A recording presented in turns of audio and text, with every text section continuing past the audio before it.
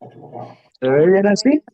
Muy buenos días para todos y todas. Les damos la bienvenida a nuestra semana número 10 en una víspera de suprema importancia para todo el país, en donde necesitamos ir por aquel que combina con nuestros intereses, por la reforma agraria, por una educación pública financiada y administrada por el Estado. El tema de hoy precisamente tiene que ver con ese impacto negativo del neoliberalismo en la educación, sus tendencias privatizadoras que han profundizado también la desigualdad, y cómo es el papel pues de los sindicatos, en especial de la federación, precisamente para frenar esas arremetidas. Para ello nos va a Bien. acompañar en la videoconferencia el profe Miguel Ángel Pardo Romero, ejecutivo FOCODE, secretario de prensa. Bienvenido, profe. Y Luz Aida, un saludo vital, fraternal y pedagógico a ti y a toda la muchas comunidad gracias. educativa que me está escuchando en este momento. Muchísimas gracias, profe Miguel Ángel, y como es costumbre, pues también iniciamos nuestra sesión con el saludo de nuestro secretario de Organización y Por Educación supuesto. Sindical, profe Albeiro Victoria.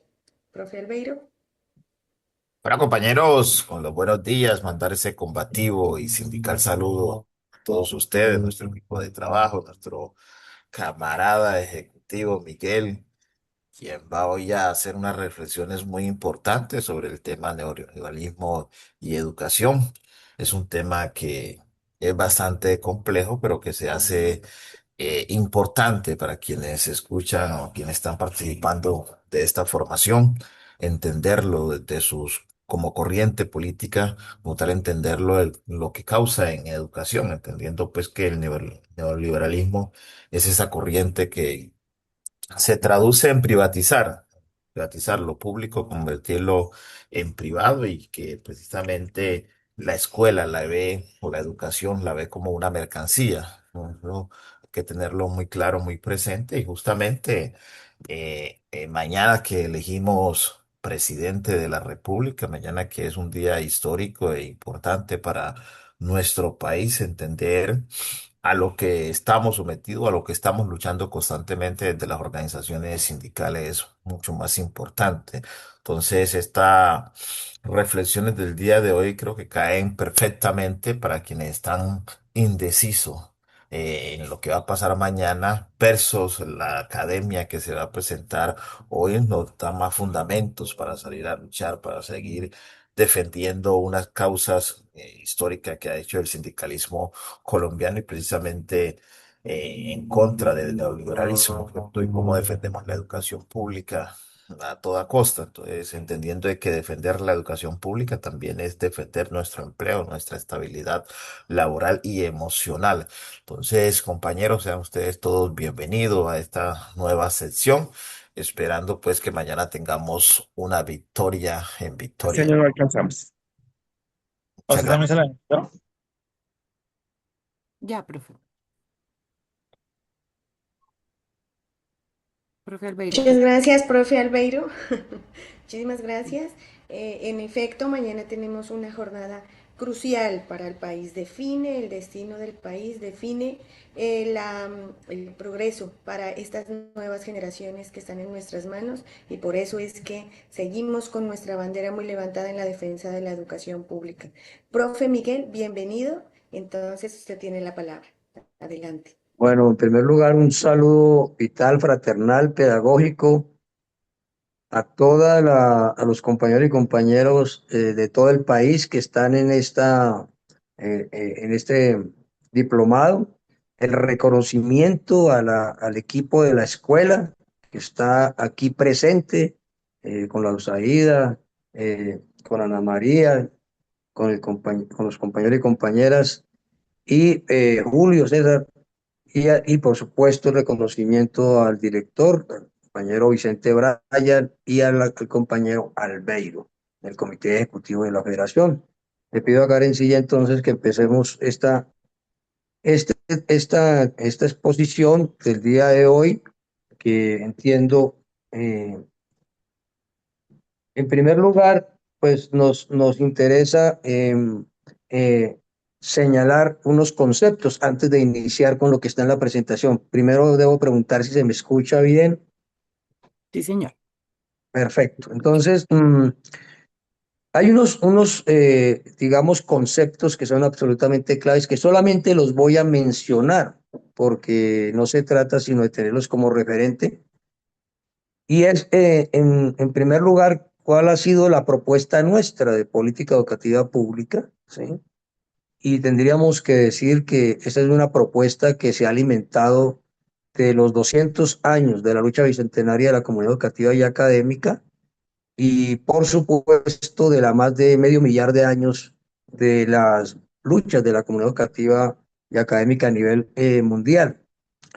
Y que en los 67 años de la federación los hemos abrazado, en los 43 años del movimiento pedagógico son nuestra guía. Y podríamos resumir que para nosotros la propuesta de política educativa pública se, se, se desarrolla alrededor de tres ejes.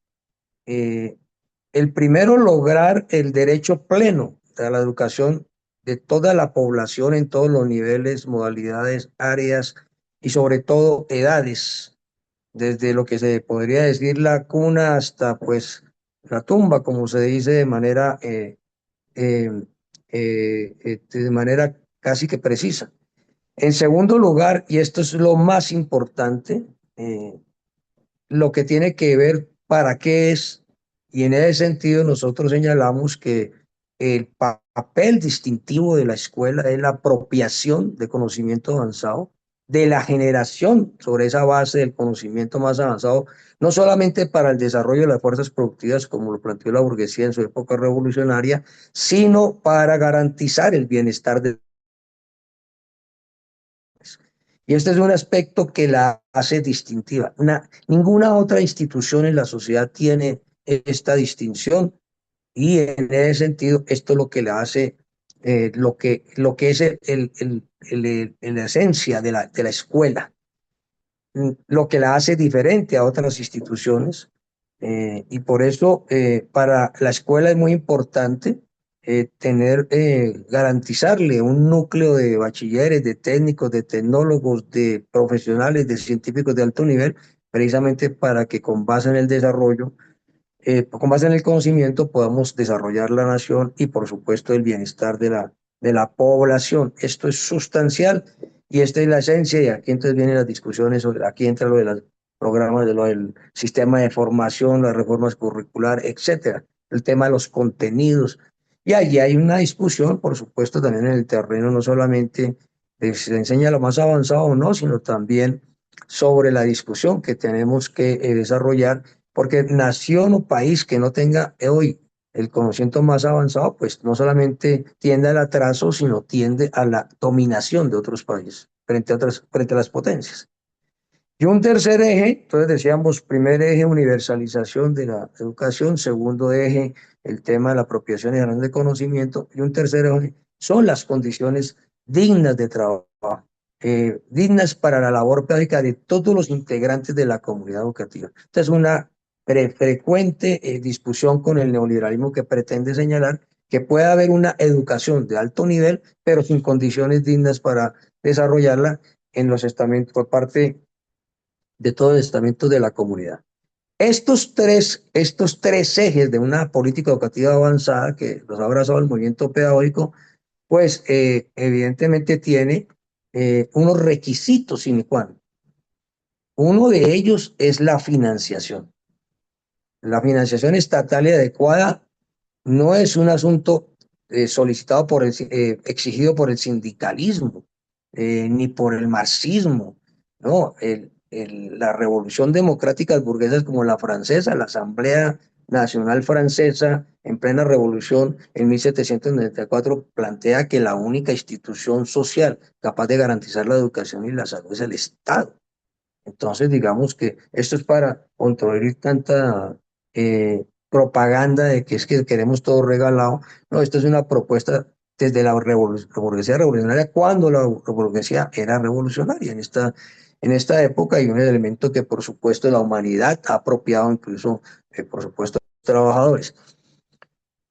Y recientemente esta discusión ha sido parte pues de nuestros asuntos en la época neoliberal, y bien lo planteó el ex magistrado Araújo cuando dijo que la forma moderna de suprimir los derechos fundamentales es suprimir la financiación estatal. Y el otro requisito clave es el requisito de la autonomía, la democracia, la libertad de cátedra. ¿Por qué? Porque como la esencia es el conocimiento más avanzado, pues tenemos que ejercer la libertad de cátedra, que es la democracia en el terreno de la cultura y el conocimiento, y es la que permite confrontar tesis y teorías y que avance el conocimiento, y ese punto es absolutamente clave. Y la autonomía que deben tener las instituciones para garantizar que se enseñe lo más avanzado, con los métodos más avanzados, con las didácticas más avanzadas, y por eso, pues, parte de los asuntos ha sido estas conquistas. Esta es la herencia que nosotros en el movimiento pedagógico hemos logrado consolidar, y esa es la lucha del bicentenaria, la lucha de los 67 años, productos de debates. El movimiento estudiantil del 71 pudo lograr que se derrotara la tesis de hasta que no cambie el sistema, no cambie la educación. Y en ese sentido, 10 años después, en 1982, esos muchachos del 71, que eran ya los dirigentes del magisterio, impulsaron el movimiento pedagógico previa conquista del estatuto docente, que al garantizar la estabilidad laboral, garantizaba la libertad de cátedra, el ejercicio de los derechos civiles, y que no costara el puesto, como antes la hoguera, poder exponer las posiciones.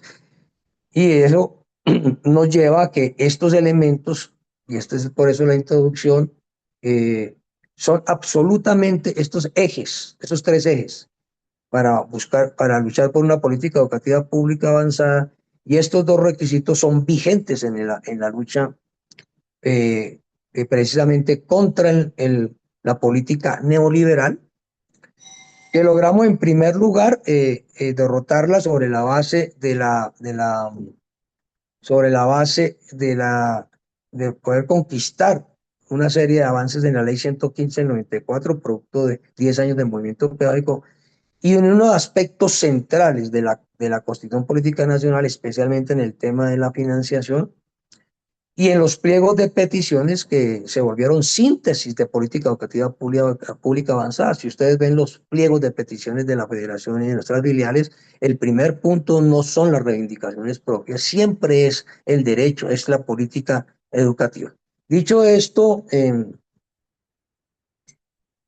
este es un resumen pero muy abreviado, pero que se requiere para tenerlo referente, y hago una glosa.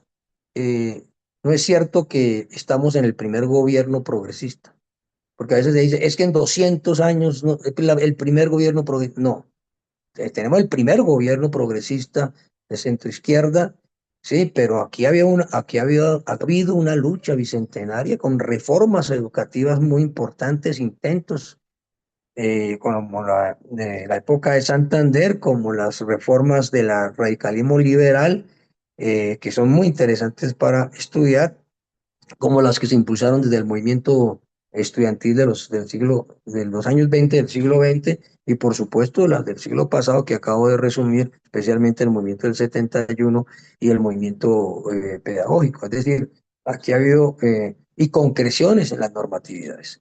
Entonces, para que tengamos también esa precisión. Eh, eh, Empiezo entonces, hecho estas referencias, con sintetizar en este periodo neoliberal cuáles han sido las principales agresiones a la escuela y cuáles han sido nuestras propuestas de reforma, especialmente en este último periodo, porque es evidente que hemos avanzado en estos 3 años y medio, casi 4, mucho más de lo que pudimos haber avanzado en otro momento. Digamos que en este momento hay tres tipos de agresiones, han sido tres tipos de agresiones en estos últimos 30 y 20 años. La primera, pasamos por favor, Karen. La primera agresión es la del extremo neoliberalismo, ¿sí? Esta es una agresión que es la que nosotros estamos hoy, es el objetivo de esta conversación, en lo fundamental. La segunda agresión que hemos es como la herencia colonial y la semifeudal. ¿Aló? ¿Hay algún micrófono abierto, por favor? La segunda agresión es la agresión del oscurantismo, como lo denomino, y ese oscurantismo recoge a toda esta playa de terratenientes, herederos de la época colonial y semifeudal, que hoy se reconocen en el neofascismo y que tienen una propuesta oscurantista frente al tema de la educación. Y la tercera agresión que hemos padecido durante estos últimos 30 años especialmente ha sido la de las diversas violencias. Y creo que debemos mencionar por lo menos, así no desarrollemos el tema, desarrollar por lo menos dos de ellas. Entonces, pasemos por favor sobre el tema de la agresión del extremo neoliberalismo. Esta tiene dos formas de expresión. Una, la supresión de recursos para los derechos. Entonces, lo que hablábamos al principio, eh, la forma de desconocer los derechos fundamentales es debilitar el presupuesto, suprimir el presupuesto estatal. Y en ese orden de ideas, esto tiene unas expresiones. La primera expresión más una de las expresiones más agresivas fue en la Constitución del 91, en el artículo 67.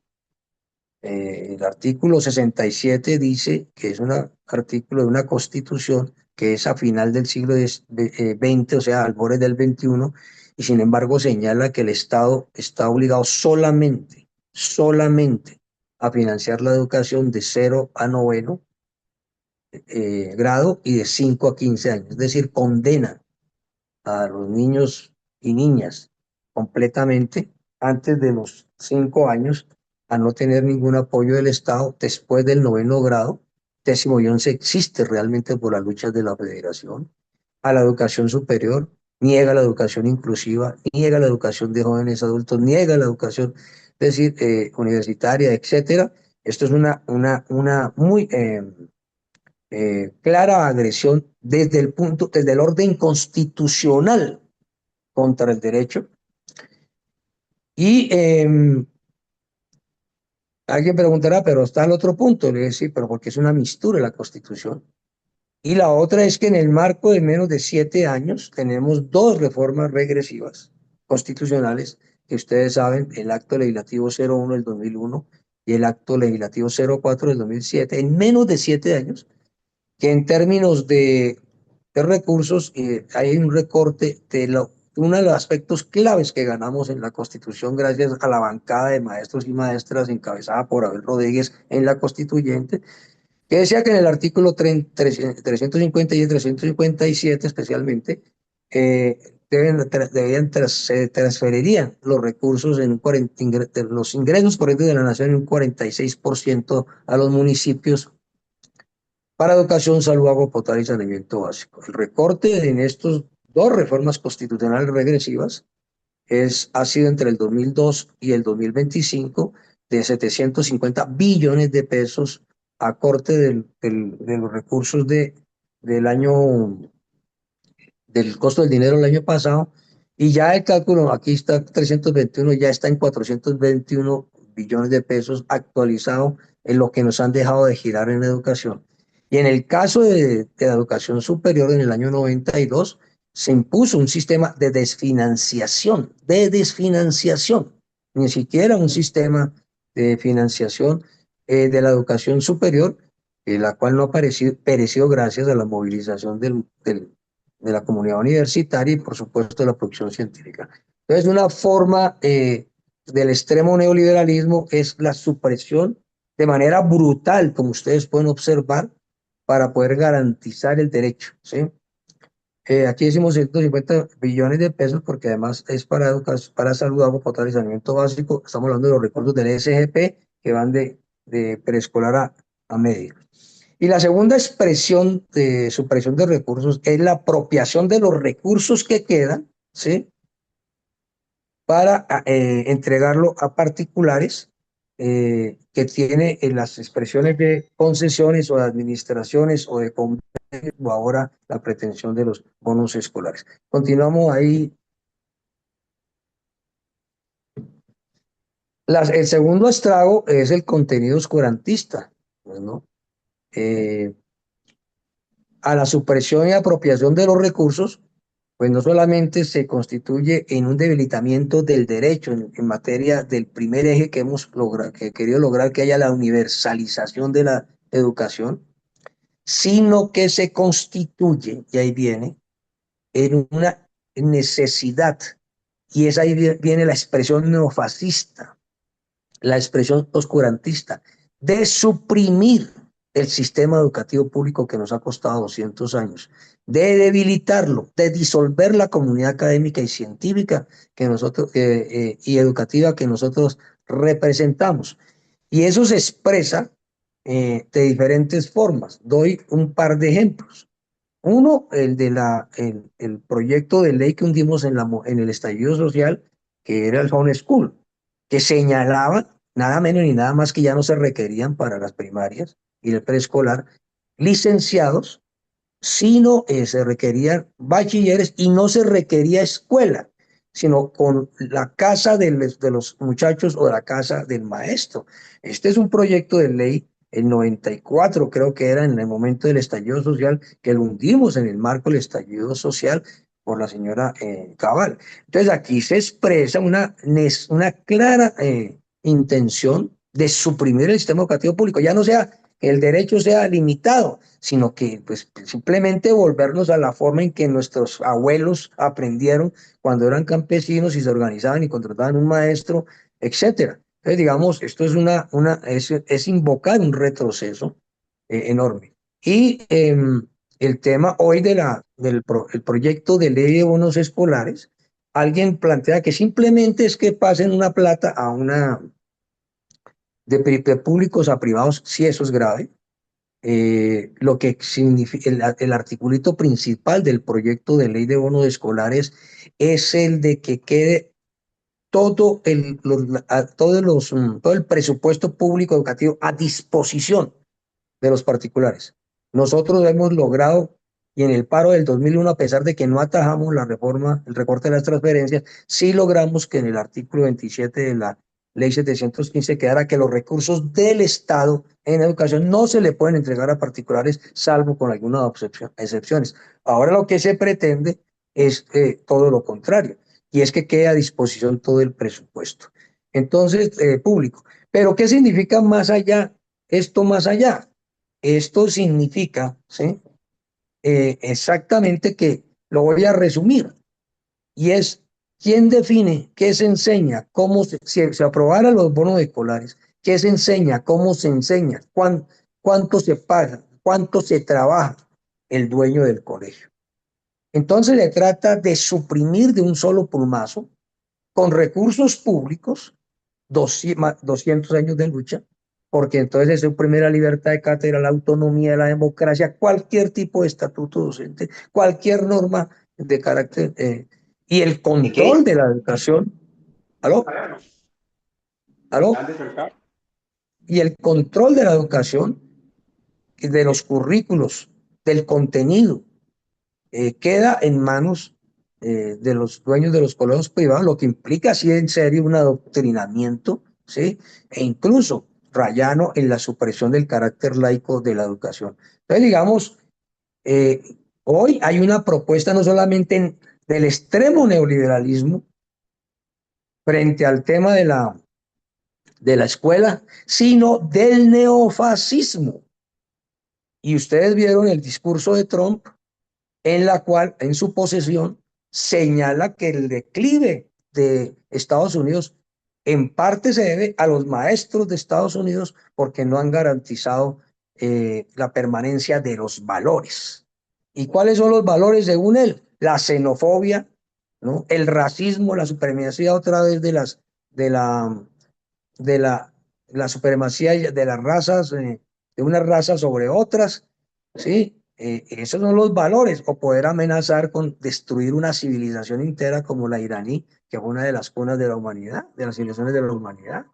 Entonces pretenden convertir la educación en que no cumpla su función de apropiación y generación de conocimiento, sino que en lo fundamental se dedique a una actividad puramente ideológica, por supuesto, contraria a los derechos y a la democracia. Entonces, esto es un capítulo que tenemos que estudiar con mucha atención. Y tercera agresión, pasamos, Karencita, por favor.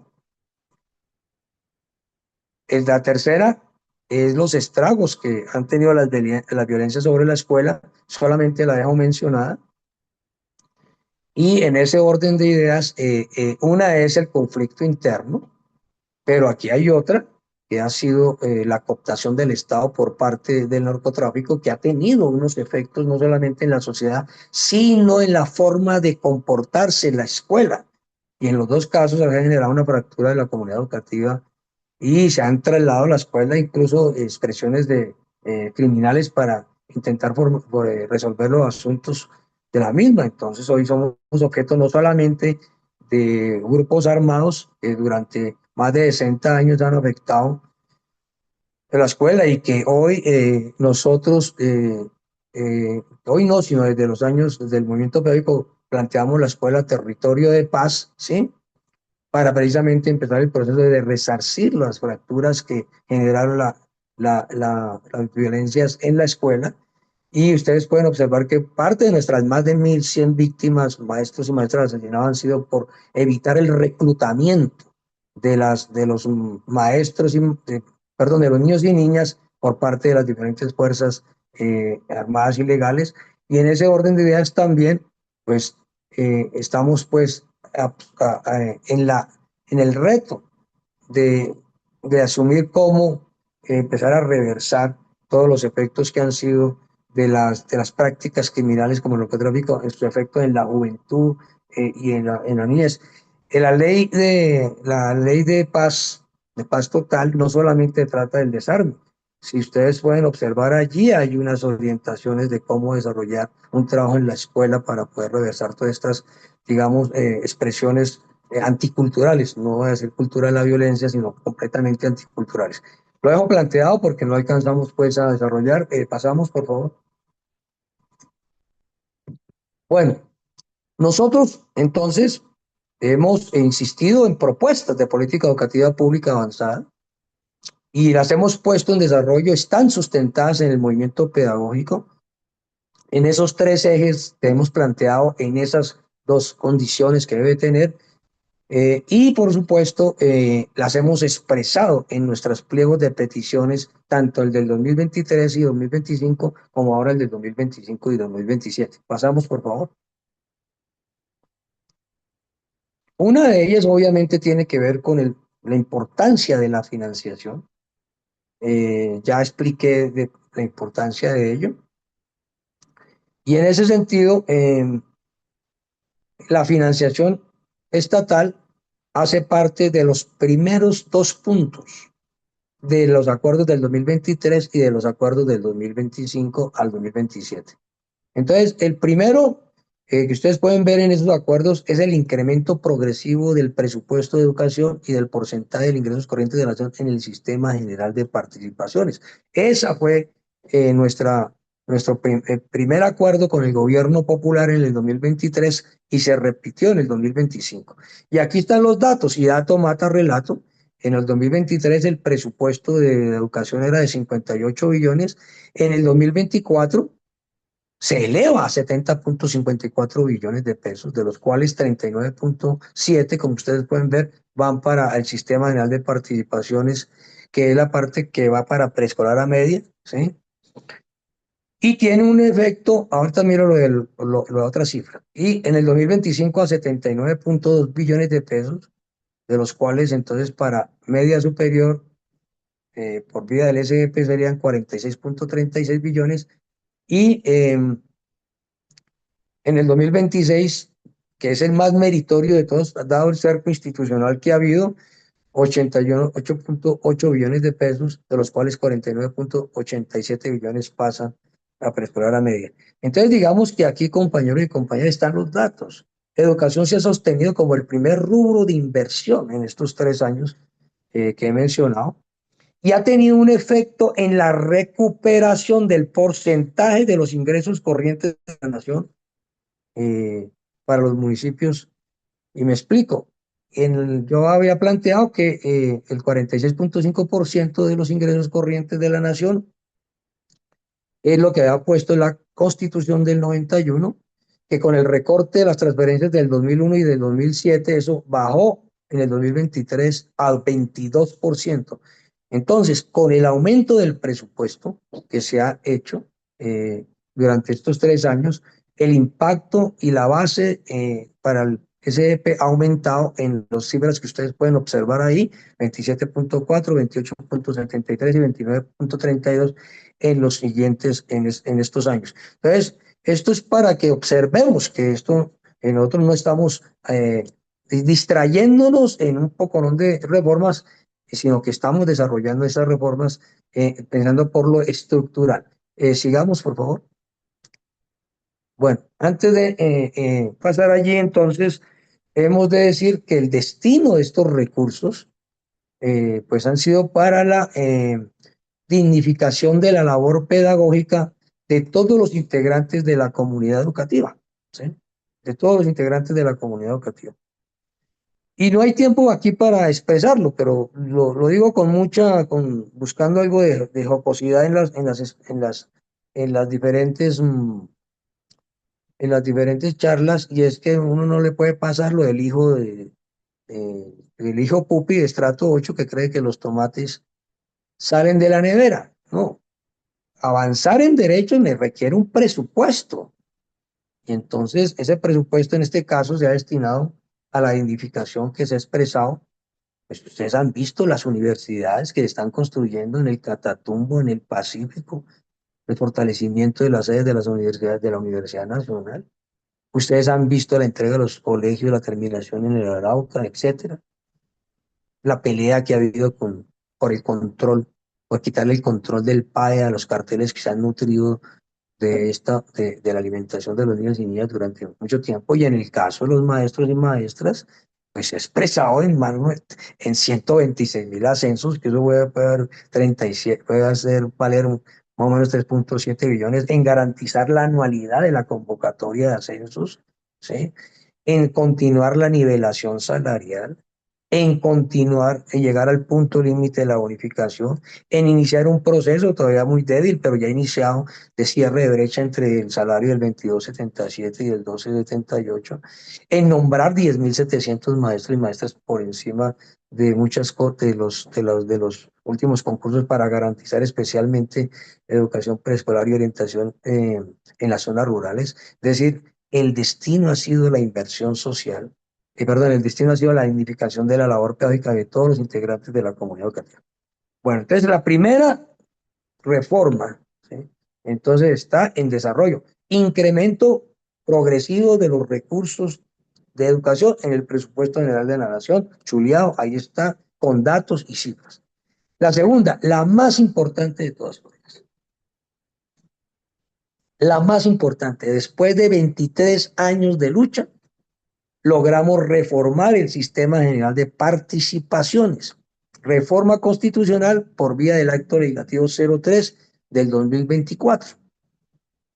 Y en esa reforma constitucional que logramos entre el gobierno popular y el papel de la Federación Colombiana de Educadores, porque así no lo quería la tecnocracia neoliberal que todavía anida en planeación, o así no lo quería el partido de los economistas que se organizaron para que no hubiera esa reforma, liderado por 27 exministros de Hacienda. Y así no lo quería la Federación de Municipios y la Federación de Departamentos y la Asociación de Capital, logra concretarse ese acto legislativo después de un proceso de negociación muy difícil. Y en ese acto legislativo 03 de 2024 logramos reversar lo que se aprobó en los actos legislativos 01 y 04 del 2001 y 2007. Y por lo menos debo mencionar 4 asuntos, pero cada uno de estos asuntos va a requerir una conversación aparte. El primero de ellos es recuperar los recursos que nos habían suprimido. Entre el 2007 al 2039 debe avanzarse progresivamente hasta llegar al 39.5% de los ingresos de la nación, corrientes de la nación, y en adelante 39.5%. A costo del dinero del año pasado son 186 billones de pesos lo que hemos recuperado. Entonces, primer asunto es la recuperación de los recursos. Segundo asunto, elevar a categoría de derecho la educación, salud, agua potable y saneamiento básico.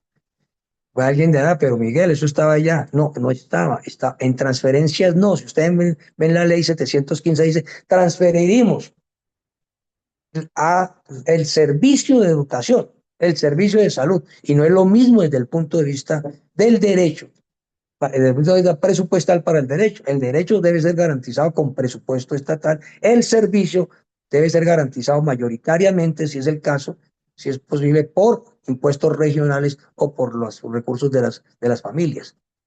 El tercer asunto muy importante aquí que logramos es que los recursos son destinados para los 4 derechos para que se universalicen progresivamente. Y el cuarto asunto que quiero mencionar, que es muy fruto, todo esto es fruto del movimiento pedagógico, es que los recursos deben destinarse, ¿sí?, a la educación preescolar. Entonces dice 3 grados de escolaridad en preescolar. Y aquí es muy importante, ¿por qué lo estamos diciendo? Porque se trata de defender que la escolaridad empieza a los 3 años, no a los 5 años. Y en ese orden de ideas, esto es un triunfo para nosotros y del movimiento pedagógico y de la ley 115, 3 grados de escolaridad en preescolar. Para la básica, para la media, ya haré unas observaciones sobre eso. Para la media, y en este caso para la relación de la media con la superior, y volvemos a revivir 2 de los más agredidos modalidades educativas, que fue la educación inclusiva y y los institutos técnicos agropecuarios, las escuelas normales y los institutos técnicos agropecuarios y agrícolas, la educación de jóvenes adultos y la educación rural. Entonces, los recursos estos recursos deben ser destinados para estos niveles, modalidades y áreas, ya complementaré, y adicionalmente dice, destinados para los establecimientos educativos oficiales. Luego, el proyecto de ley de bonos escolares no solamente es regresivo, es contrario a la Constitución, porque por el liderazgo de FECODE y el gobierno popular quedó en el parágrafo 2, artículo 1 del acto legislativo 03 del 2024, que los recursos del SEP se destinarán a los establecimientos educativos oficiales. Ni siquiera dice públicos para no generar confusión. Oficial, esto es un elemento clave. Ahora estamos en la otra fase, colegas. Y es que ese acto legislativo hay que reglamentarlo con una ley orgánica. Duramos un año en diferentes conversaciones, se radicó el proyecto de ley 502 Cámara en diciembre del año pasado, se desarrollaron unas audiencias públicas y hoy estamos presionando junto con el gobierno popular que se discuta y se apruebe en primer debate en esta legislatura, antes del 20 de junio, el proyecto de ley 502 Cámara, que debe reglamentar el acto legislativo 03 de 2024. Aquí hay una contradicción enorme con las agrupaciones de alcaldes y gobernadores que sostienen que no debe reglamentarse, que debe esperarse el proceso electoral como termina este próximo domingo y que debemos empezar de cero pese a que ellos participaron en el proceso. Y nosotros señalamos que en el proyecto de ley 502 Cámara logramos en lo fundamental incluir los párrafos y los artículos que respeten el acto legislativo 03 del 2024. Entre ellos, que el 80% de los recursos reconquistados en el acto legislativo deben transferirse de manera con destinación específica para educación, salud, agua potable y saneamiento básico. Y entonces, esto es un asunto para nosotros central. Y el 20% es donde los alcaldes y gobernadores en el sector que se llama propósito de análisis podrán destinar al criterio de las brechas territoriales. Bueno, entonces la discusión con ellos es que ellos aspiran a que no sea 20%, sino 60%, 70%, y esta es una puja enorme que en este momento nosotros dependemos sobre la base que el 80% de los recursos reconquistados deben destinarse a educación. Salud, agua potable y saneamiento básico. A los derechos que los alcaldes y gobernadores no pueden hacer destinación. Segundo asunto muy importante que logramos allí es el tema, obviamente, de mantener el carácter nacional del sistema educativo, y en ese sentido, ni los gobernadores ni los alcaldes pueden meter mano a la convocatoria de concursos, a los temas de salarios, etcétera, etcétera, de plantas, a los criterios de evaluación, todo esto. El tercer asunto que nosotros allí ya hemos dicho, los recursos son destinados para la educación pública oficial, para la educación, los establecimientos educativos oficiales, y creo que nosotros debemos insistir pues en que se apruebe el proyecto de ley 502. La próxima semana estamos buscando reunión con los parlamentarios para ponentes, con el propósito de insistir en una propuesta de complementación de lo que está allí. Especialmente menciono dos asuntos: buscar que de una vez se puedan incluir los porcentajes dentro de ese 80% para educación, para salud, etcétera, en el caso nuestro para educación. Y en segundo lugar, fortalecer algunos elementos claves.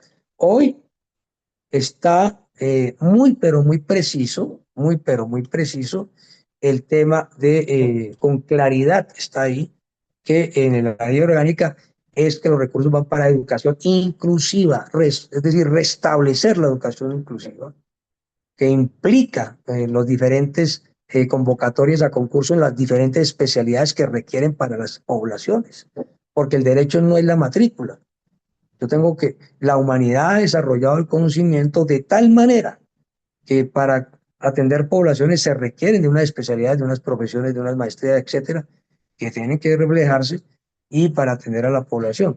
Y en segundo lugar, han sido muy golpeados los institutos técnicos. Entonces, aquí estamos, vamos a insistir, está la educación inclusiva, está la educación básica, está la educación media especializada, pero queremos que la relación entre la educación media y la superior es fortaleciendo las escuelas normales que ya están allí bien consolidadas, pero también que se ponga con nombre y apellido propio los institutos técnicos agropecuarios, agrícolas, industriales, etcétera, para volver a fortalecer a uno de los principales en modalidades educativas que han sido derruidas porque a ver, le redujeron la inversión a estas instituciones. Entonces, la tarea en este momento es poder lograr esa aprobación de este primer este proyecto, en este primer debate, en esta legislatura, y vienen tres debates que tienen que surtirse antes del 15 de diciembre de este año, y va a haber una lucha muy dura para que esto se pueda concretar, especialmente por la posición de cambiar los porcentajes y el carácter específico de la destinación que tienen la intención las agrupaciones de alcaldes, gobernadores y alcaldes de capitales. Entonces nosotros tendremos esta lucha. ¿Qué debemos hacer nosotros?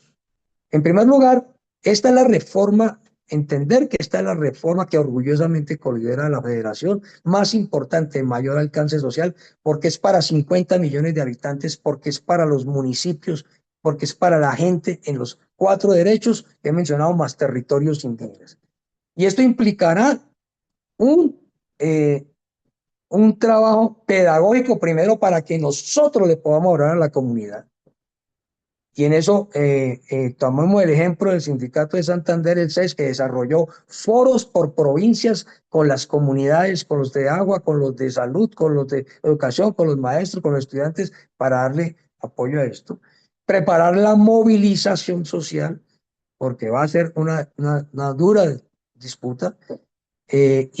Obviamente el 31 de mayo, o sea, mañana, votar por quien está con la propuesta de consolidar esta reforma. Y en ese sentido, créanme que no es lo mismo hacer una movilización frente a un Congreso conjunto con el gobierno popular o con un gobierno popular en este caso, que hacer una movilización como nos ha tocado, pero muy dura, contra un gobierno contrario a los derechos y por supuesto contra un Congreso que se va a alinear con ese gobierno por obvias razones. Sigamos entonces, y esta es la segunda, la reforma más importante que hemos impulsado y que hemos logrado y que está en desarrollo y que necesitamos consolidar. Entonces van dos reformas. Como tenemos un tema de tiempo, me dicen cuánto tiempo me queda, por favor. ¿Aló? Ahí yo estaba hablando solo. ¿Aló? No, profe, aquí estamos, sino que no me abría el micrófono. Nos quedan 5 minuticos, mi profe. Uy, carajo. Entonces, razón de más. Entonces, compañeros y compañeras, observen que nosotros podemos resumir que en estos 4 años y esta dirección del Ejecutivo y esta dirección de las filiales hemos tenido que afrontar varios debates, que son pequeñas revoluciones para los que intentan decir que aquí no ha pasado nada. En primer lugar, eh, el primer debate fue el de la reforma tributaria, ¿sí? ¿Por qué? Porque fue la primera reforma tributaria progresiva, es decir, que deben pagar los que tienen mayores recursos, especialmente los que estaban exonerados, como las grandes mineras. Contrario a la tradición de las reformas hasta ahora hechas, que han sido las reformas regresivas, que es con base en los puestos indirectos, y eso hace que el que tenga menos plata, el que tenga, perdón, 2 salarios mínimos paga por el mismo impuesto por una libra de arroz el que tenga 10 salarios mínimos. Es decir, y en segundo lugar, que los destinos de la reforma fueran fundamentalmente para la inversión social. Y esto generó otro debate, ¿sí? Y entonces ese debate ha sido saboteado por, por lo que se llama el bloqueo institucional. Las Cortes, por ejemplo, dijeron que se restablecía la exoneración a las mineras de pago de impuestos. Luego el 25% de los impuestos de la reforma tributaria, el 23%, no ingresaron. Y luego hundieron los proyectos de ley de financiamiento para complementar los recursos que necesitan para inversión. Y los destinos, pues aquí ya está claro y es el segundo debate, los destinos y el destino de los ingresos del Estado debe ser fundamentalmente para la inversión y para los derechos.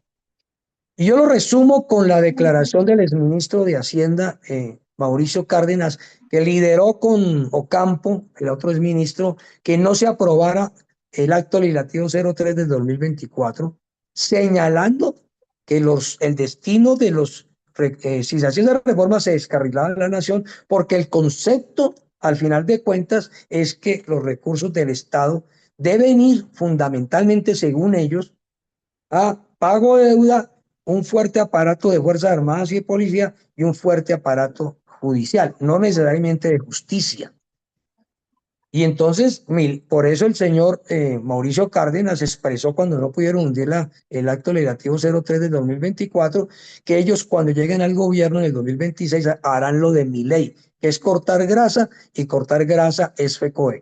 Pueden googlearlo, como dicen ahora, lo dijo el 5 de diciembre, y en ese orden de ideas fue parte de ese partido de los economistas, como lo llamamos nosotros, que se opusieron a que el destino de los ingresos, el destino de los ingresos del Estado deben ser la inversión social y los derechos. La tercera discusión que vamos a afrontar tiene que ver con el tema de las relaciones entre el Estado-Nación y el Estado-Región.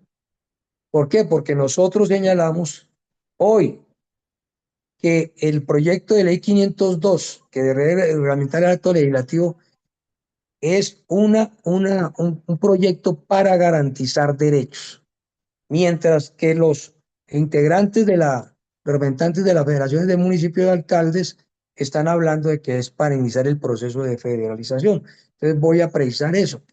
Para nosotros, este acto legislativo tiene una relación equilibrada entre Estado-Nación y Estado-Región. ¿Por qué?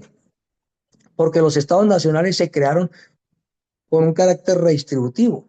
Las regiones que más tienen, pues deben recibir menos, y las regiones que tienen menos, pues tienen que recibir más. Y esto es absolutamente claro. Bogotá pone más, Cali pone más, Medellín pone más, deben recibir menos de todo el proceso de lo que ingresan a la nación, por impuestos, por todo esto. Entonces, digamos que aquí se está cumpliendo eso y el Estado-Nación en este momento está garantizando que con los recursos que se redistribuyen los destine a educación, salud, agua potable y saneamiento básico.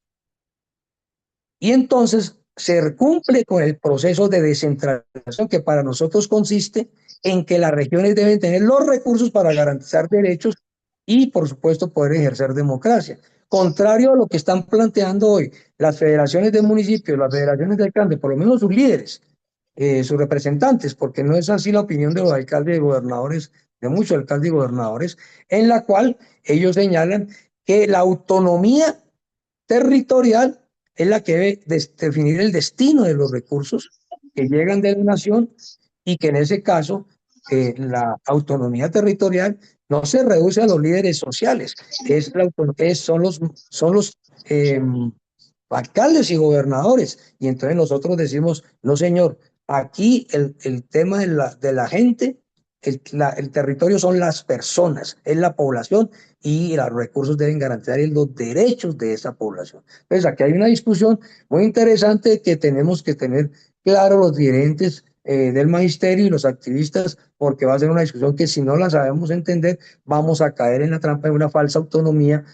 supuestamente para que la región defina los destinos de los recursos a diferentes al objeto principal de estos derechos, de esta reforma constitucional. El otro punto clave aquí es es que nosotros debemos fortalecer el carácter nacional del sistema educativo, ya lo mencioné, y adicionalmente debemos fortalecer el carácter de sistema educativo, el carácter de sistema del sistema educativo. Y aquí para nosotros es muy importante la relación entre el 0 al 3 años, los 3 grados de escolaridad en preescolar, la relación con la educación básica y media, y esa relación entre la media y la superior, fortaleciendo, como dice la ley 115 del 94, que la educación media debe ser especializada o técnico-académica, y a la vez el fortalecimiento de la relación de la media y la superior con las escuelas normales superiores y con los institutos técnicos agropecuarios, industriales, agrícolas, diversificados, comerciales, INEN e ITAS. Es decir, es el proceso de fortalecimiento de fortalecer el carácter del sistema educativo que hoy está completamente debilitado.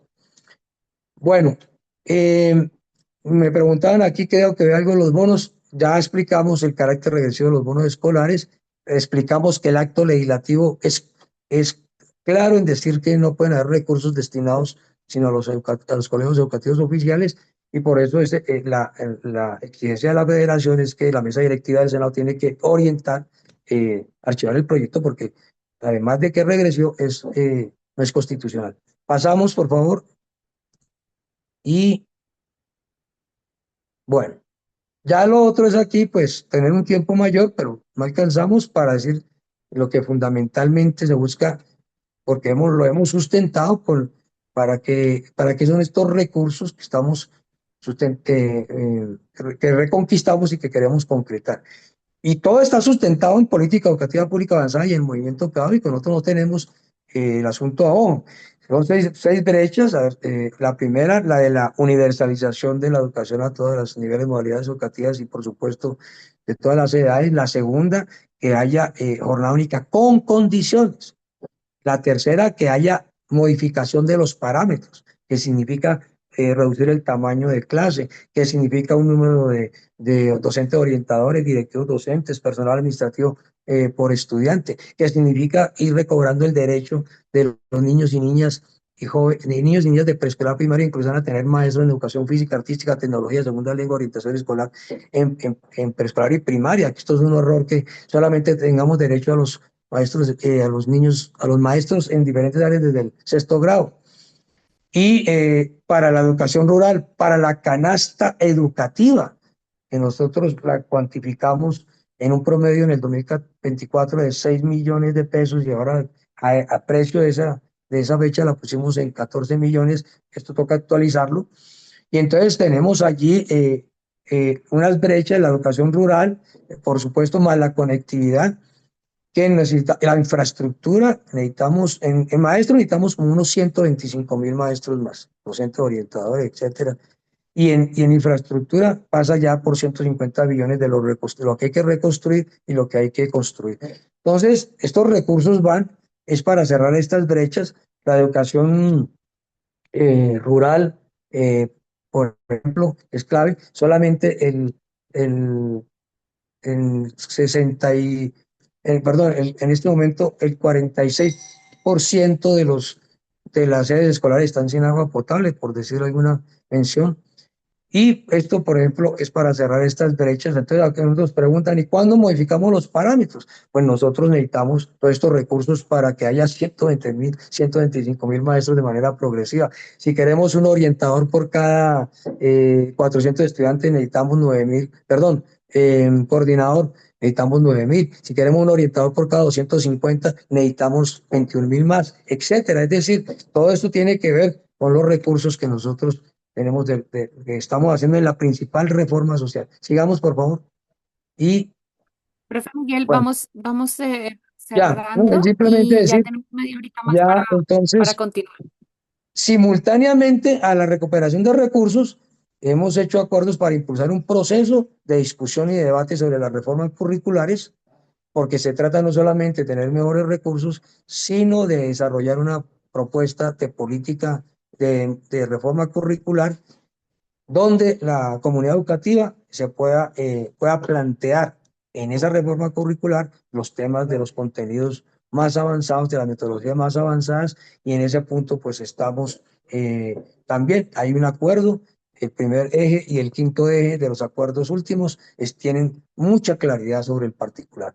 Bueno, hay otras reformas que hemos hecho simultáneamente que están aquí ya mencionadas. La presentación la pueden entregar, les envío también el documento que lo sustenta, les envío también el acuerdo, los acuerdos del Código de Gobierno del 2025-2027, les envío también los puntos programáticos para apoyar a Iván Cepeda, les envío también la declaración del sector educativo en defensa de la misma, para que sean complementos de todo esto. Finalizo pues con la invitación. Bueno, aquí decía que hay una serie de reformas que hemos hecho al decreto 1850 y otras reformas que hemos planteado que no alcanzamos por tiempo a señalar, pero ahí están por lo menos mencionadas. Y Ya la vamos a invitación, tener por más tiempito, supuesto, profe Miguel. y la Aquí vamos con invitación, las por preguntas. supuesto, para que mañana, 31 de mayo, pues no hay duda, aquí hay dos proyectos de país, y el proyecto de país, que es el proyecto de que la nación se construya sobre la base de fortalecer el Estado social de derecho, es el proyecto que encabeza en muchas expresiones Iván Cepeda en este caso con la mayor posibilidad, y necesitamos por supuesto que esto se produzca en primera vuelta. Tan tan y muchas gracias. Muchísimas gracias, profe Miguel. Bueno, vamos a tener tiempo para que su merced pueda continuar con algunos elementos que no haya podido desarrollar en esta primera etapa de la sesión. Vamos a pasar a un momento de preguntas. Invitarles a quienes están en sala para poder formular sus preguntas en el chat y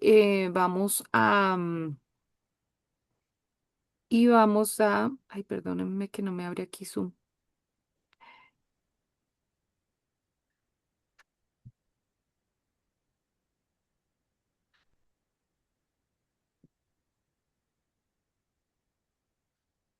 Ya. Y vamos a darle la palabra a 5 personas para que puedan hacer sus preguntas. Hemos hecho por aquí el sorteito para que ustedes puedan hacer intervención por voz.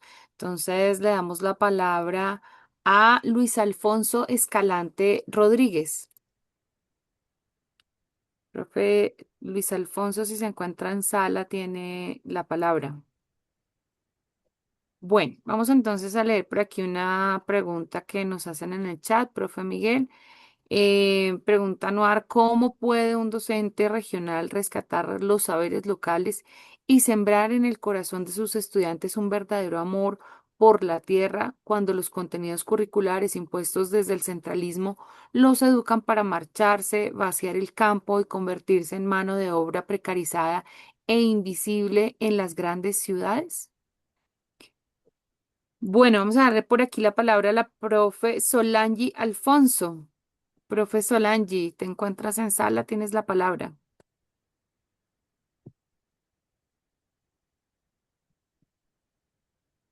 Profe Solangi, bueno, continuamos entonces con una preguntita que nos hacen por aquí en el chat, profe Miguel. ¿Qué acciones contundentes ha hecho FECODE para que se vinculen los maestros provisionales que han trabajado arduamente para fortalecer la educación pública estatal? Profe José Ángel Becerra, Inestrosa, ¿te encuentras en sala? Profe José Ángel. Bueno, continuamos entonces con preguntica de chat.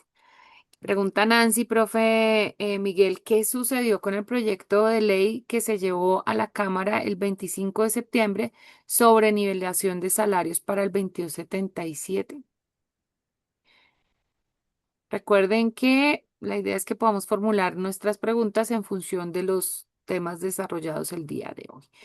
Bueno, profe José Ángel Becerra, no estaba por allí en sala. Profe Guido Alberto. Buenos días, ¿me escuchan? Sí, señor. Buenos días, profe. Saludos cordiales desde por acá, bien lejos. Yo quiero aprovechar esta oportunidad única, digo yo, ¿no? De llevar mi voz desde acá, desde estas provincias olvidadas, donde pues nosotros somos muy poco o nada escuchados allá arriba, que nos ocupan esas poderosas curules que nos representan. No escucho casi, perdón, no escucho casi. Más Profe, durito, profe Guido. Te escuchamos, pero muy bajito. voy a ver si es el micrófono. ¿Ustedes qué dicen? ¿Ahí está mejor? Sí, señor, Sí. mucho mejor. Voy a repetir mi relato.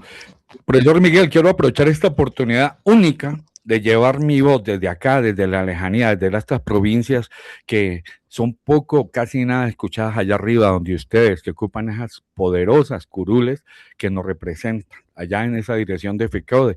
Créame que es casi una oportunidad increíble que uno pueda hablar con un directivo de FECODE desde por acá tan lejos. ¿Para qué? Para que escuchen esta voz, para que siquiera por un momento la puedan reflexionar, porque es que nosotros los maestros también tenemos sueños y a veces quisieran que se hicieran realidad. En una anterior sesión, por ejemplo, le decía a un compañero que nos orientó desde FECODE sobre el sindicalismo. Nosotros, yo le decía, dejamos pasar la oportunidad que tuvimos de oro de fortalecer el sindicalismo, porque cuando tuvimos un gobierno que estuviera al lado del sindicalismo. A mí me parece que le faltó, no estoy hablando de FECODE, estoy hablando del sindicalismo colombiano, le faltó fuerza, lucha y aprovechar esta oportunidad de oro. ¿Y por qué lo digo? Porque yo espero que ojalá la vida nos dé la oportunidad de volver, de seguir contando con este tipo de gobiernos afines, podamos continuar y ahí sí no dejar pasar esa lucha. Usted decía que de un plumazo quitar cosas, y estamos hablando del neoliberalismo, y finalizó prácticamente su presentación en que tenemos que hacer un debate con el liberalismo. Fue la frase final de la diapositiva. Y yo pienso que nosotros no debemos debatir con el liberalismo porque esos debates los vamos a perder siempre.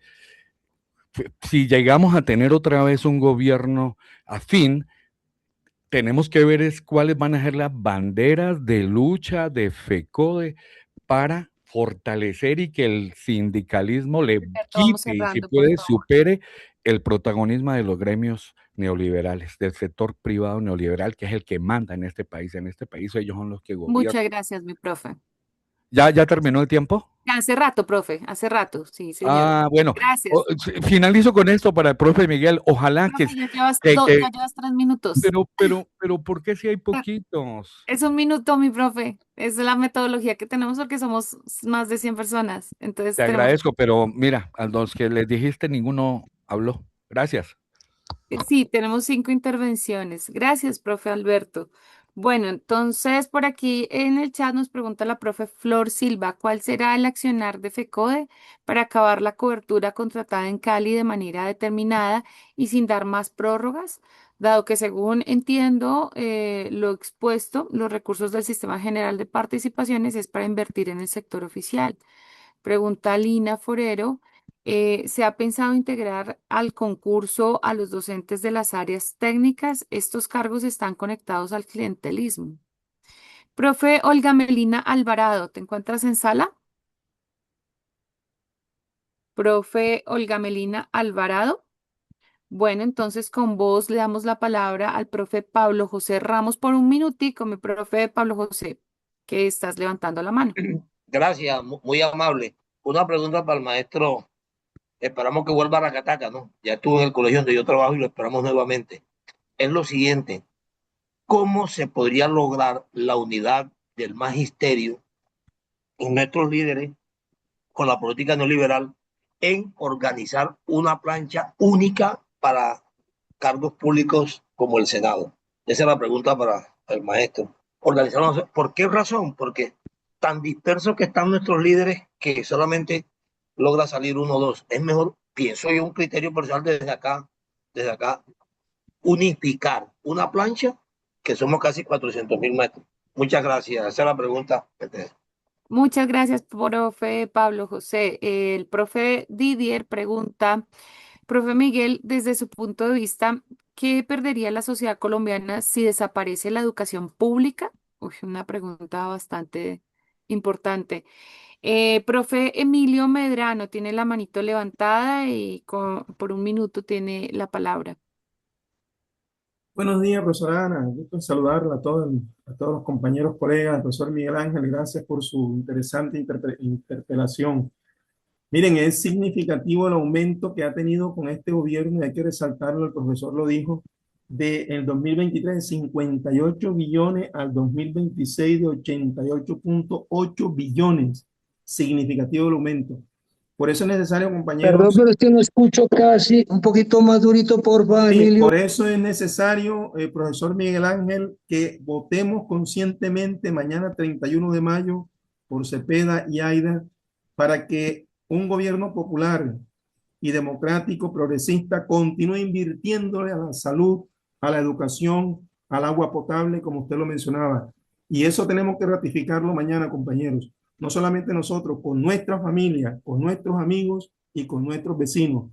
Profe, si bien es cierto que el presupuesto aumenta, pero a mí me preocupa algo, cuando este presupuesto, no tengo nada en contra de los rectores, son mis amigos, son mis colegas, pero algunos nos dicen en agosto, cuando llegan los recursos, ya no hay plata. Hagamos un GD, hagamos una rifa, hagamos algo para poder invertir. Eso se llama los fondos de servicio educativo, ¿verdad? Tengo entendido. ¿Cómo es esa dinámica, profe? Porque en esa parte también hay que hacer auditorías en el manejo de los recursos. No estoy diciendo que se los roban, porque son colegas nuestros y no estamos peleando contra nuestros colegas. Pero las inversiones en los colegios, en los proyectos transversales, en los proyectos pedagógicos, en infraestructura que hacia allá van esos recursos, se aumentan, pero algunos rectores dicen que disminuyen y eso es mentira. Mire Vamos aquí la cifra cerrando, que mi está profe. demostrado. Listo, esa es mi preocupación, mi reflexión, maestra. Gracias, muy amable. Mil gracias, profe Emilio. La profe Nancy pregunta qué sucedió con el proyecto de ley que se llevó a la Cámara. Ah, bueno, esta ya la había hecho más, pues anteriormente. Em, Pregunta Luceli, ¿es posible que desde la mesa de negociación FECO de gobierno se pueda incrementar el presupuesto a las instituciones educativas de todo el país? Em, Pregunta Carlos, buen día, la labor de la escuela que tenía una función social hoy se ha convertido en una estructura más del sistema capitalista. Formatitis. Desde el aula y sus administrativos, ¿cómo podemos hacer frente a las políticas neoliberales que nos miden con resultados cuantitativos? Eh, bueno, pregunta finalmente la compañera Ángela, ¿cómo evitar que las inversiones en el PAE terminen siendo una carga más para el docente de aula, olvidando el verdadero papel pedagógico del maestro? Profe Miguel, estas son las preguntas que han realizado los profes con vos y en el chat. solicitando pues con mucho cariño a todos comprensión sobre el tema del tiempo. Sabemos que no es una sesión de 4 horas, 5 horas, es una sesión muy corta de 2.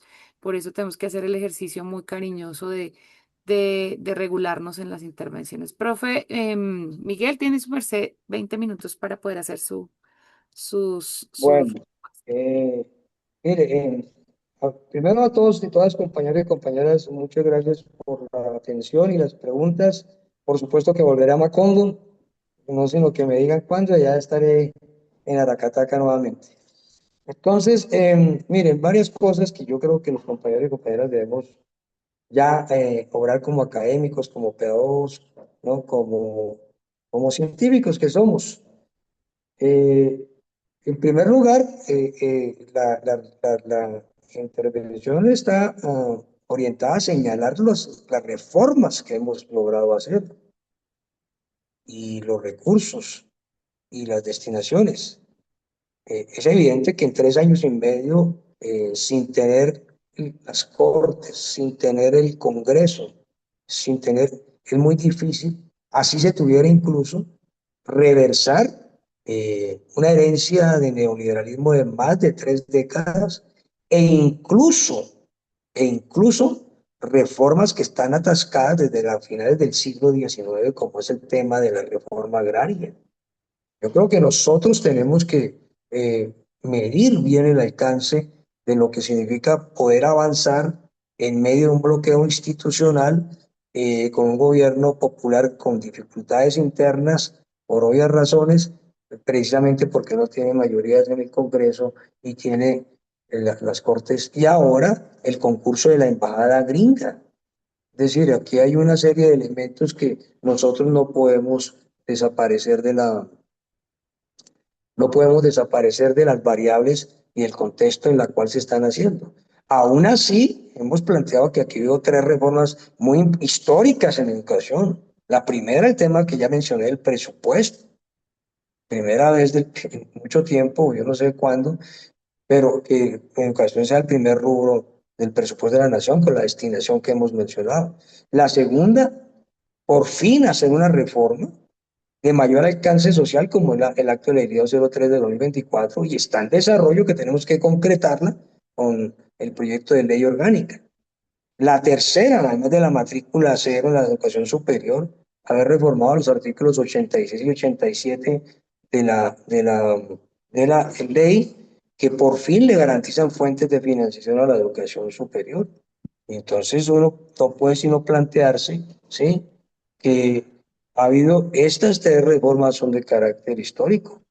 Ahora bien, pues que no es suficiente, pues tenemos que mantener el proceso de incremento progresivo de los recursos del Estado a inversión social, empezando por educación, y bajar, por supuesto, el peso y el ancla del pago de la deuda que nos heredaron, además, en 3 pagos muy altos: 97 billones en 2024, 117 billones en 2025, y en este año se pretendía que fuera el 25% del presupuesto, finalmente bajó, pero está en eh, no, no se logró en 137 billones, sino se bajó, no tengo ahorita la previsión.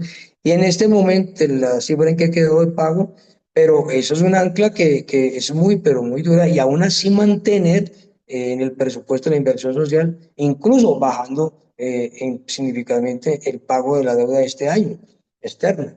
Entonces, digamos, aquí hay una serie de reformas que para nosotros son clave en la inversión social. Y quiero señalar 2 reformas más que pasan como que no tuvieron nada que ver con nosotros. La reforma laboral, que ustedes saben que se aprobó en una batalla, una lucha muy dura, producto de una táctica conjunta entre el gobierno popular, que señaló que si no había reforma laboral, entonces había consulta popular, y el movimiento sindical no, es que no estoy hablando de la lucha histórica, es de la lucha de ahorita, y el movimiento sindical que significa nada menos ni nada más que hubo paro antes del 20 de junio. Y esa reforma laboral, que era en general para el resto de la población, pues logró, entre otras cosas, también garantizar derechos a los maestros y maestras, porque si hubieran puesto el contrato por horas, 37.000 maestros provisionales, que hoy con estabilidad reforzada hubieran sido suprimidos y convertidos en 140.000 horas extras en época preelectoral a la Cámara y al Senado. Este es otro hecho que para nosotros es muy importante.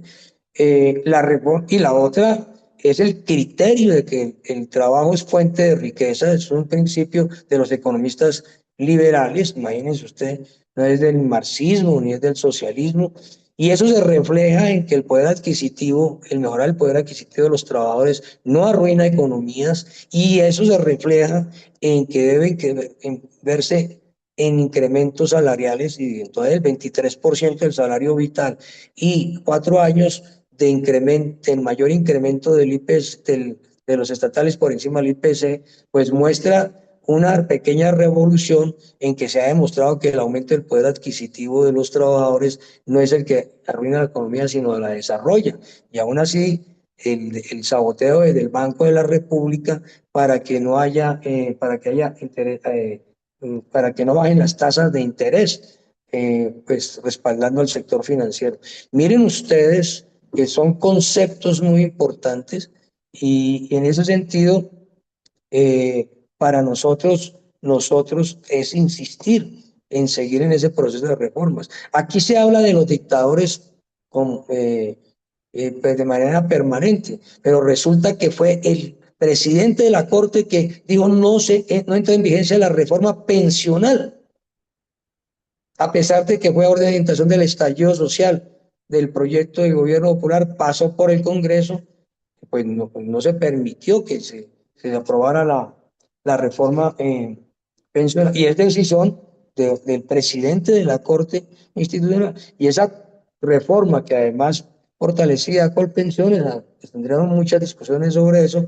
Lo cierto es que también le servían a los maestros, porque los maestros de Colombia no salen directamente de las normales a las escuelas de las normales y de las universidades, no salen directamente al Estado. Y entonces, si yo hubiera puesto una reforma laboral con contrato por horas, pues nunca hubiera sumado la pensión.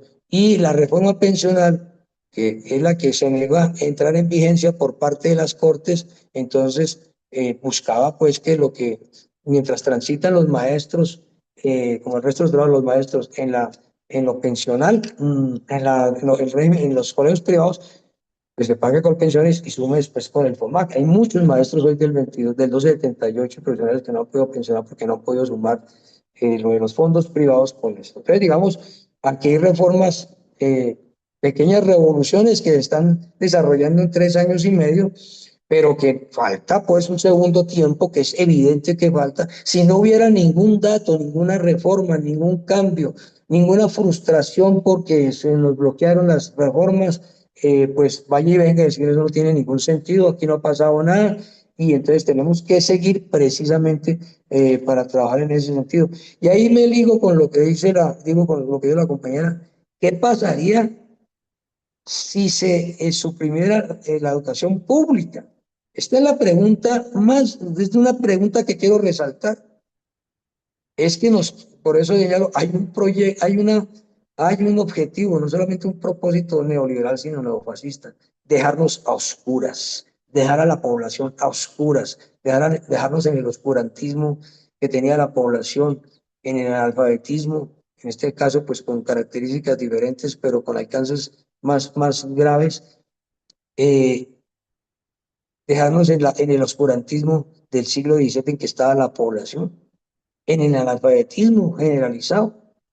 Y por supuesto lo que implica eso para los procesos, no solamente de determinación interna, es lo más parecido a lo que el señor Trump ha dicho sobre Irán, amenazándola con acabar de un solo tajo las civilizaciones.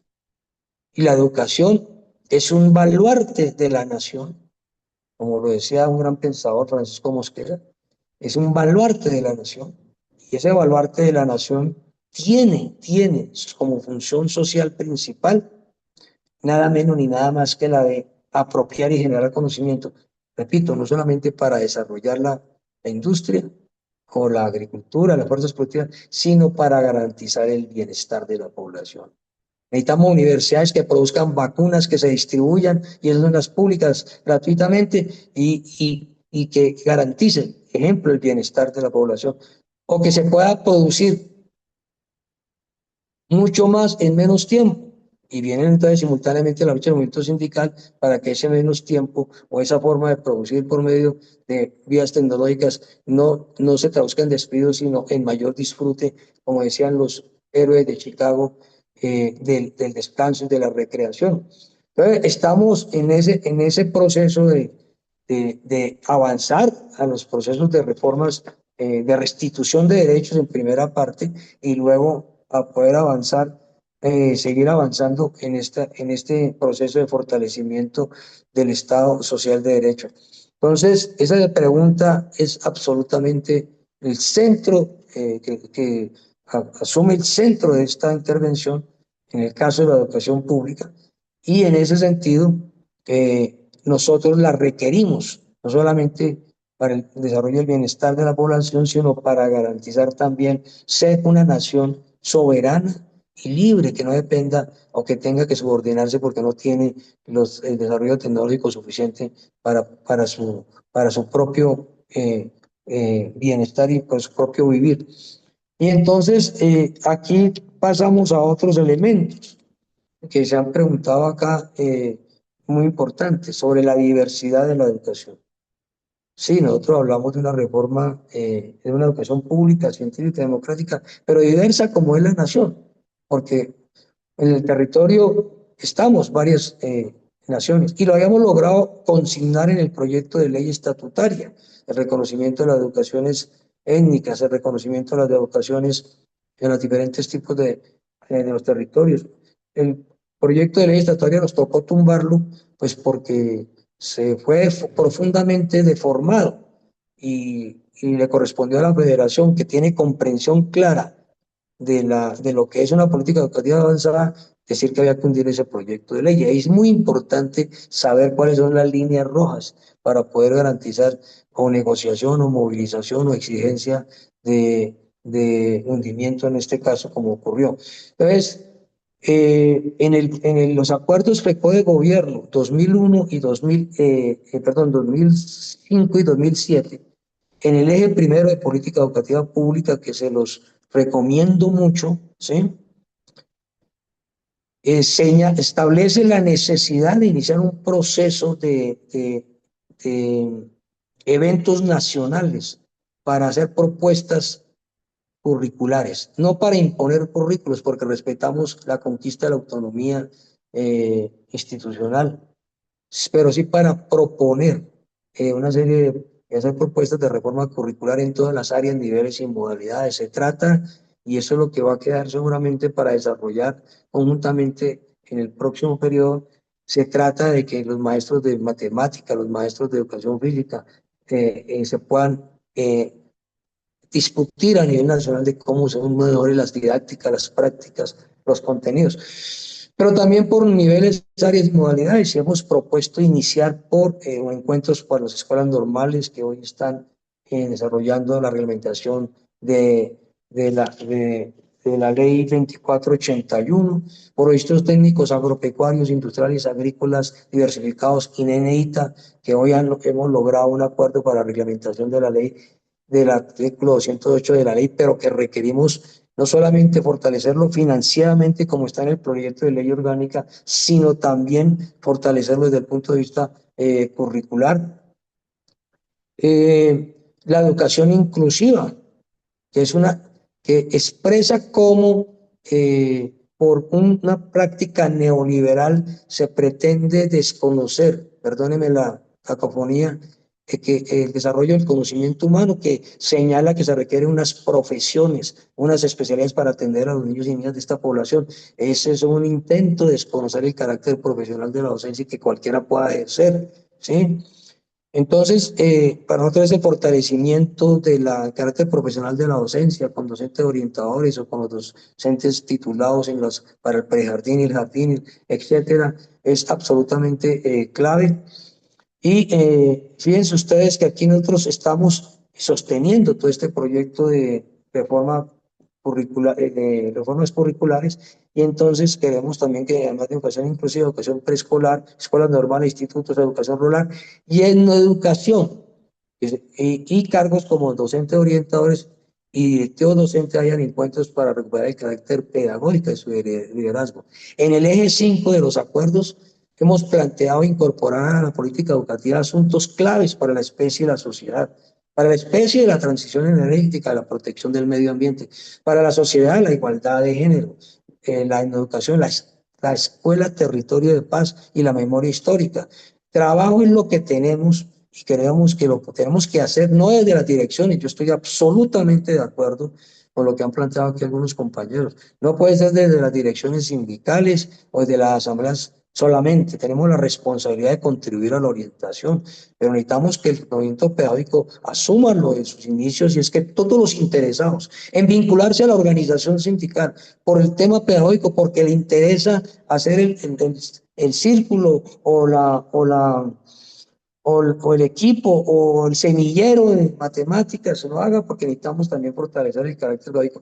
Necesitamos simultáneamente que si recuperamos los recursos, ¿sí?, le demos un destino también en el tema del movimiento pedagógico. Tenemos una ley 115 todavía vigente en muchos aspectos que debemos concretarlos, especialmente entre la autonomía y la democracia. Estamos en proceso de reformas. Eso es lo que quiero señalar, y seguiremos en el proceso de reformas si logramos con decisión mañana poder garantizarlas con la candidatura que más posibilidad tiene para garantizarlas, que es la candidatura que encabeza Iván y Aida en ese sentido. Y pues termino con algunas glosas que tienen que ver con las preguntas ya más específicas que me preguntaron sobre provisionales, sobre unificación de regímenes, etcétera. Miren, compañeros y compañeras, aquí hay un asunto pendiente. Pese a que ya la Asamblea General Federal del 2023, las tres que hubo en 2022 y 2023, dos, aprobaron un proyecto de estatuto docente para dignificar la carrera, la profesión, pues esto toca llevarlo adelante, pero eso va a ir al Congreso. Una vez hagamos un acuerdo en la comisión tripartita, Congreso, Gobierno, PCOE, eso va al Congreso. Y en el Congreso tendríamos un escenario. Pero antes de que vaya al Congreso necesitamos recursos. Y entonces el tema primero del recurso es el que estamos peleando con el acto legislativo que reformó el SGP. Esos recursos se requieren para que por lo menos podamos avanzar en inversión más allá de la nómina, en inversión, porque la nómina también es inversión para nosotros, y poder seguir avanzando en otras reformas que están pendientes, pero que requieren de recursos y de sostenimiento. Y sobre el proyecto de ley para unificar los regímenes especiales, pues es lo mismo. Si no logramos, a pesar de que los recursos para salud, pensiones y cesantías vienen de financiamiento diferente del financiamiento diferente al SGP, lo cierto es que si no estabilizamos y no logramos los recursos del SGP como lo hemos planteado, pues ocurre que se nos van debilitando las pensiones y los fondos de pensiones. ¿Por qué? Porque desde el 2016 debía haber entrado la reforma al SGP que hoy logramos conquistar. Y como no entra cada diciembre, tiene que prestarse plata del Fondo Territorial de Pensiones, y se amenaza con los giros y estar al día con los giros de las entidades territoriales y el gobierno para el Fondo de Pensiones nuestro, el POMAC. Y entonces, si nosotros, hoy esa deuda es de 3.2 billones de pesos, si nosotros no logramos estabilizar y lograr los ingresos corrientes que logramos concretar la reforma del SGP con la ley orgánica en los términos que hemos planteado, pues se van a afectar hasta los fondos de pensiones. Ni siquiera habría cómo sostener los ascensos que hemos logrado. Es después del 2028. Según la tendencia, si no hay reforma, si no logramos estos recursos, entren. Por eso que nosotros necesitamos, compañeros, entender la dimensión del estrago de la política neoliberal, entender la dimensión del estrago que quieren implementar el neofascismo en la educación, que es parte que yo aspiro que estos elementos que hemos planteado contribuyan a eso. Y en ese sentido, entra el tema de la concepción sobre las plantas de personal, ¿sí? Y en las plantas de personal es que para nosotros es absolutamente clave mantener la conquista del año 79 en el Estatuto Docente, que el ingreso es por concurso. Y esto es lo que no han querido. Y en el caso, entonces han empezado a debilitar el carácter periódico de los concursos, la periodicidad de los concursos, y de ir incrementando el número de provisionales. La propuesta nuestra está hoy en el acuerdo y está en desarrollo en este momento. Y es que el próximo concurso, como ya lo hemos acordado, como ya se trabajó con la dirección, con el Comité Nacional de Provisionales, que está pues representando a varias filiales, etcétera, y de la federación, en este concurso docente, ¿sí? Los compañeros se les debe reconocer que han estado al servicio del Estado, se les debe reconocer, pues por supuesto, esa experiencia en un puntaje que les contribuya pues a tener unas mejores condiciones de participar en un concurso abierto. Y en ese sentido, pues los concursos son abiertos porque así lo plantea la Constitución, las promesas que hicieron algunos candidatos en las elecciones a Congreso, a Senado, etcétera, que puedan hacer concursos, ingresos sin concurso, pues son promesas que nos causaron problemas porque alguna gente creyó en eso, pero hay que hacer concursos y estamos dando garantías.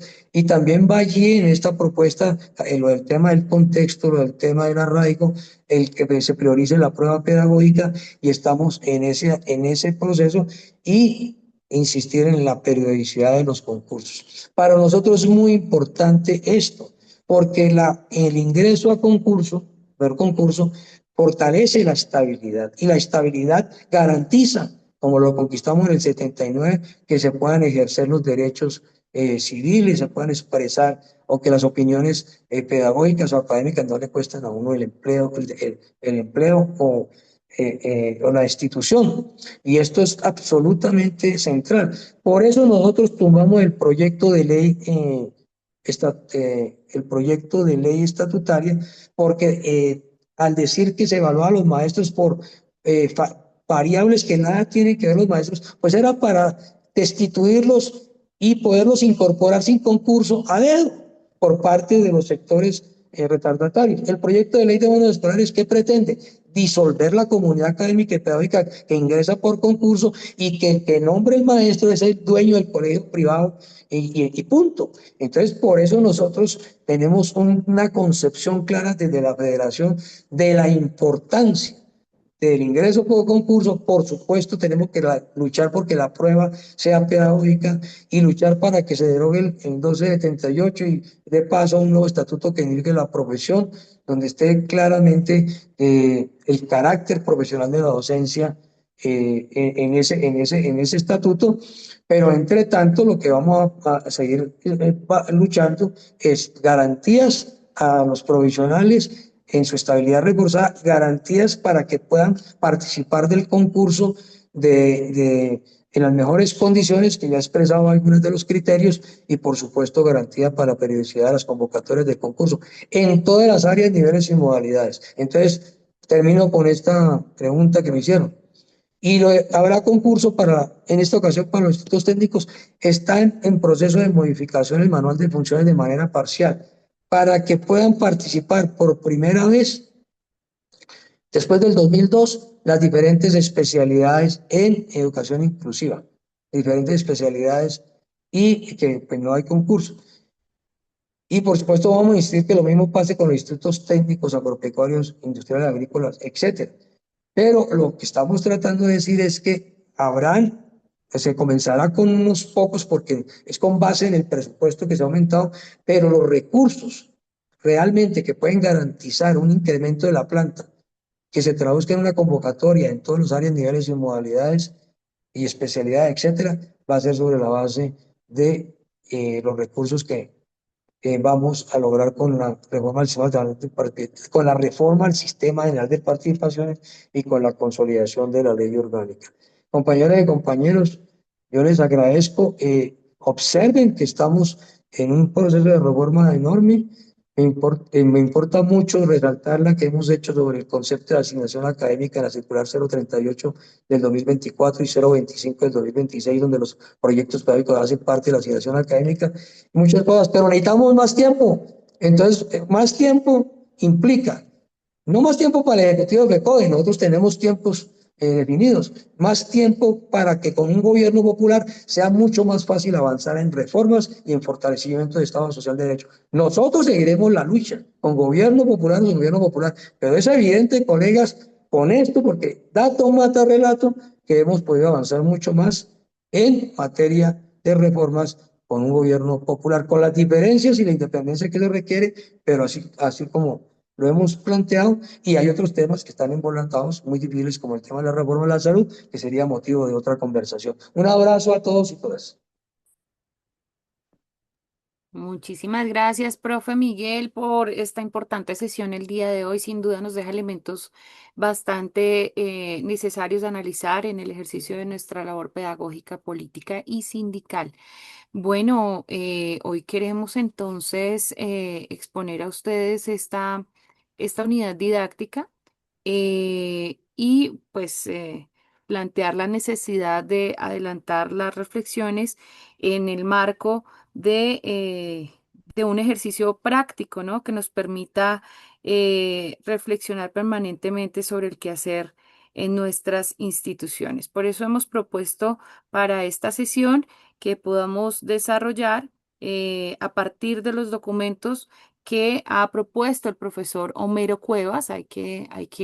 Nos ha pedido el día de hoy moderar esta sesión, dado que tuvo algunas dificultades para poderse conectar y ha planteado para el día de hoy que podamos desarrollar una actividad a partir de las lecturas y el material de apoyo propuesto.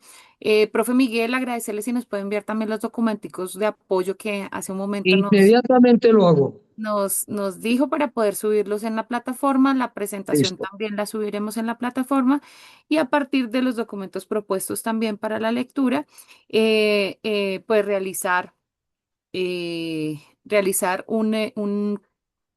permítame un momento que es que tengo por aquí alguna dificultad técnica. Realizar una infografía, una presentación o una infografía sobre los impactos negativos de la implementación del modelo neoliberal en la educación y las alternativas para enfrentarlo. En esta actividad no vamos a diseñar actividad interactiva, la idea es que ustedes puedan subir el archivo y que podamos desarrollar esta reflexión ahora en el foro. La idea es que en un párrafo no superior a 10 líneas podamos establecer un punto de vista sobre los temas que se están desarrollando en relación a dos ejes fundamentales. Uno, el papel relevante que deben jugar las organizaciones sindicales para contrarrestar los avances del modelo neoliberal en la educación. Y en segundo lugar, la responsabilidad que tienen los maestros y maestras en formar el pensamiento crítico y alternativo para las generaciones de estudiantes, ¿no? Logrando que así pues tomen parte en la implementación de currículos alternativos al modelo neoliberal. Entonces, la idea es que podamos desarrollar el ejercicio de la actividad diseñando esta presentación o infografía y participando de forma activa en el foro.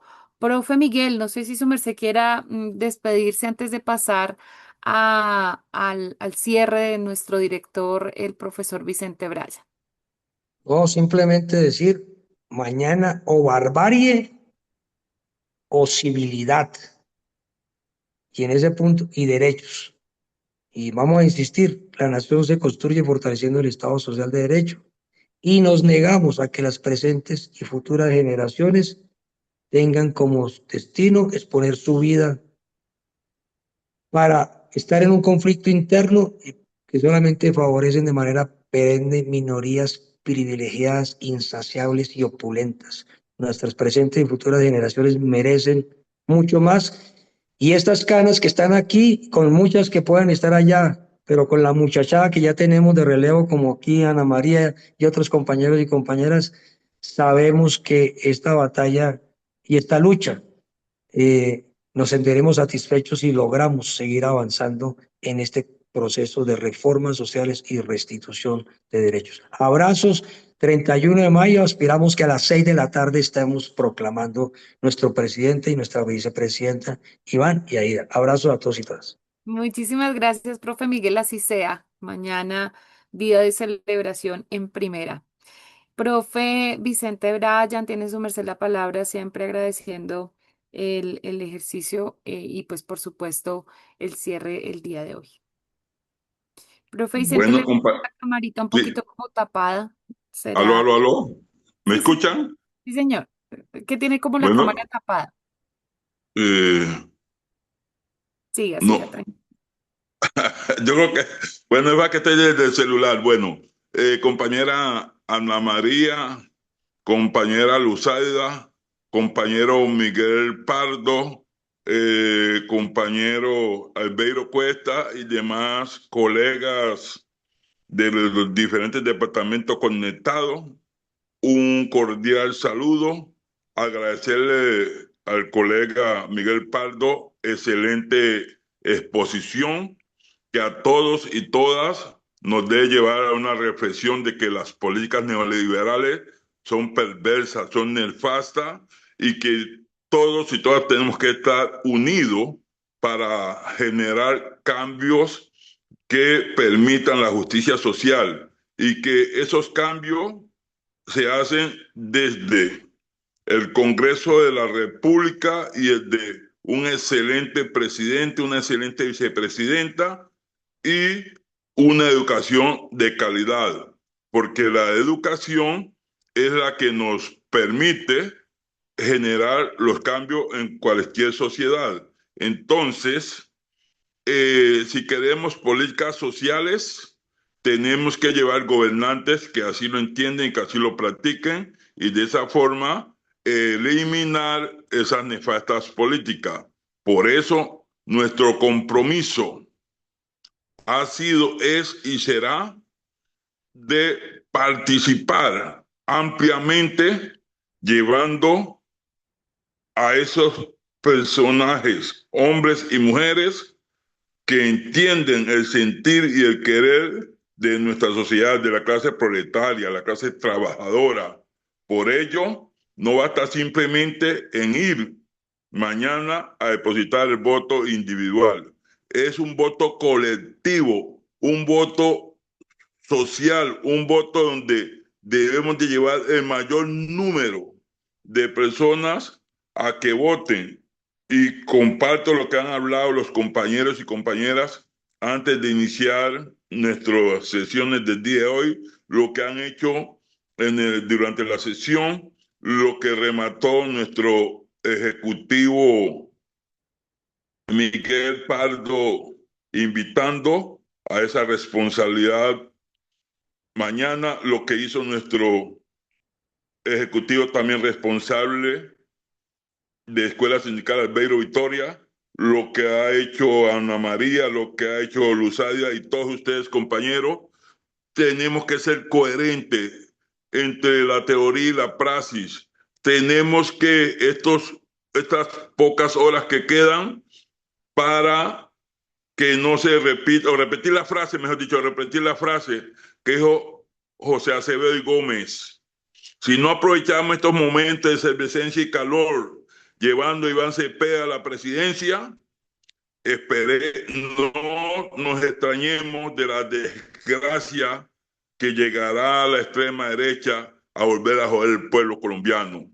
Entonces, como hay que evitar eso, hay que salir muy temprano y contundentemente, con conciencia de clase trabajadora, con conciencia de maestras y maestros que generamos cambios, a votar y a cuidar las elecciones, porque sabemos que la extrema derecha es corrupta, es deshonesta y no sabemos cuántas trampas nos tengan montadas y tenemos que evitar eso. Hay que hacer, como se dice en el Pacífico, como el gallo.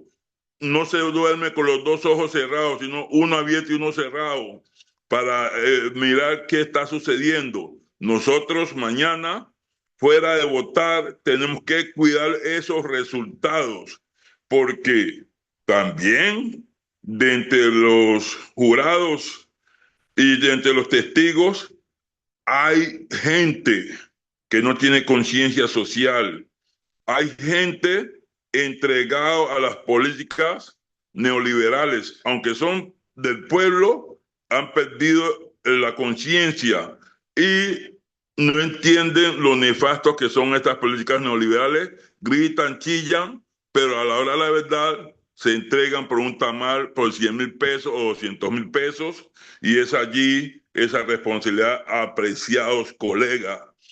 Hemos hecho la tarea y esa tarea se debe ver mañana con el triunfo de Iván Cepeda, que eso nos permite continuar con políticas sociales como lo ha hecho Gustavo Petro, e Iván continuará ampliando y profundizando esas políticas, compañeros.